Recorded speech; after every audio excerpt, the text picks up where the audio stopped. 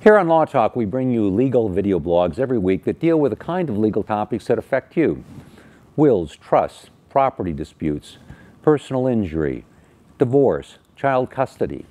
But what I'd like to talk about today is something that very much affects you, but you probably don't think about.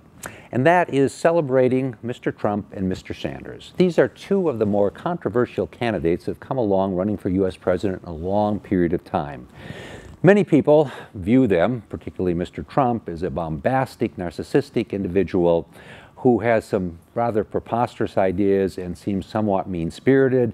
Bernie Sanders is viewed as a guy who basically is a ne'er-do-well socialist who hasn't really accomplished anything in his life other than hold public office.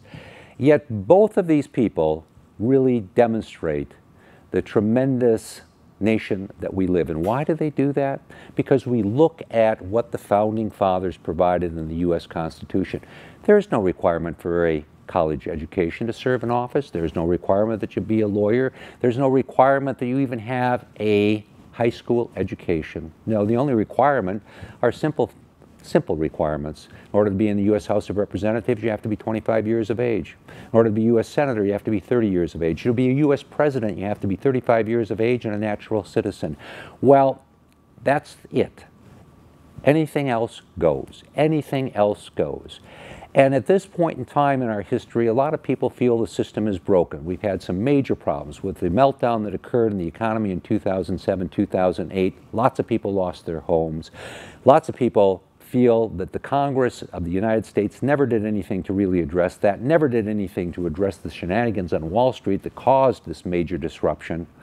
And therefore, in the opinion of a lot of people, the system is broken.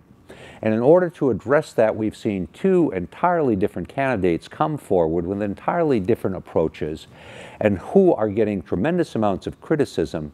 But you know, at the end of the day, they're both to be celebrated. Both to be celebrated because our system of government allows anybody with nominal qualifications to come forward and seek office because at the end of the day, the founders of this nation said, you as a voter get to decide what happens and who's going to represent you. It's a tremendous, tremendous obligation that rests with everyone that votes. Well, bringing you this, as we bring you cases every week and discussions every week, so you understand how the law works and how the law impacts you and how you impact the law. I'm David Allen.